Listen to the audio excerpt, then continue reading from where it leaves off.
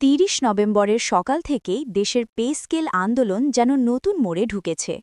বহুদিন ধরে মাঠে থাকা কর্মচারীদের দাবি দেওয়া এবার আরও জোরালো রূপ নিয়েছে। আর ঠিক সেই সময়েই আলোচনার কেন্দ্রবিন্দুতে উঠে এসেছেন দুই গুরুত্বপূর্ণ ব্যক্তি, হাসনাত আবদুল্লাহ ও প্রধান উপদেষ্টা। তাদের সাম্প্রতিক অবস্থান, বক্তব্য এবং পর্দার আড়ালে কী ঘটছে সব মিলিয়ে যেন দেশের চাকরিজীবী মহলে নতুন উত্তেজনার ঢেউ। পে স্কেল আপডেট জোনের ইন্ট্রো।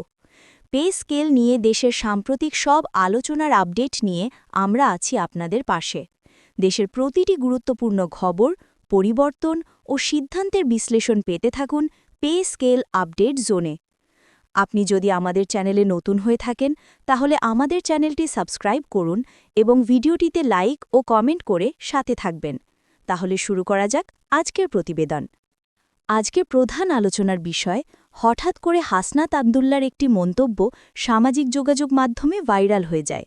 তিনি বলেছেন, পে স্কেল আন্দোলন দীর্ঘ হলে ক্ষতি হবে রাষ্ট্রেরও, কর্মচারীদেরও, তাই যে কোনোভাবে এটি সমাধান হওয়া জরুরি। এটাই যেন আগুনে ঘি ঢেলে দেয়, কারণ তার এই মন্তব্য অনেকেই দেখছেন আলোচনার টেবিলে বড় পরিবর্তনের ইঙ্গিত হিসেবে। অন্যদিকে প্রধান উপদেষ্টা গত রাতেও সংশ্লিষ্ট মন্ত্রণালয়ের সঙ্গে দফায় দফায় বৈঠক করেছেন। ভেতরের সূত্রে জানা গেছে, পে স্কেল নিয়ে যে প্রস্তাব পেন্ডিং ছিল সেটি নিয়ে নতুন করে পর্যালোচনা শুরু হয়েছে। যদিও সরকারিভাবে এখনও কিছু ঘোষণা আসেনি, তবে আজ ভোর থেকেই বিভিন্ন অফিসের কর্মীরা আশাবাদী মনোভাব নিয়ে আলোচনা করছেন যে এবার হয়তো বাস্তব কোনো সিদ্ধান্ত আসতে পারে। এদিকে আন্দোলনকারী চাকরিজীবী সংগঠনগুলো বলছে, তারা অস্থির নয়, তারা শুধু ন্যায্যতা চায়। আজ সকালে আন্দোলনকারীর এক প্রতিনিধি দল সংবাদমাধ্যমকে বলেন, আমাদের অবস্থান স্পষ্ট, সমান কাজের সমান মজুরি চাই। যদি প্রধান উপদেষ্টার বৈঠকে আজ সার্বিক কোনো সিদ্ধান্ত আসে, আমরা তা ইতিবাচকভাবে দেখব। ঢাকার বিভিন্ন এলাকায় আজ আন্দোলনের ধরন কিছুটা শান্ত ছিল, কারণ সবাই অপেক্ষা করছিলেন একটাই প্রশ্নের, হাসনাত আবদুল্লাহ ও প্রধান উপদেষ্টার আলোচনায় কি নতুন মোড় আসছে?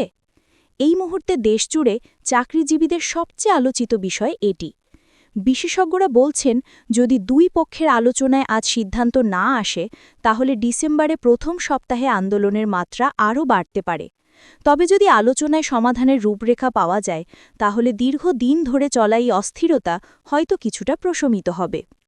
আলোচনার শেষ দিকে একটি গুরুত্বপূর্ণ বিষয় উঠে এসেছে, সরকার কি নতুন খসড়া পে স্কেল অনুমোদনের পথে যাচ্ছে? কেউ নিশ্চিত না হলেও আজকের রাজনৈতিক ও প্রশাসনিক নড়াচড়ায় এমন ইঙ্গিতই দেখা যাচ্ছে। দিনের শেষে চোখ থাকবে এক জায়গাতে, আজ কি কোনো ঘোষণা আসবে নাকি আবারও অপেক্ষা বাড়বে?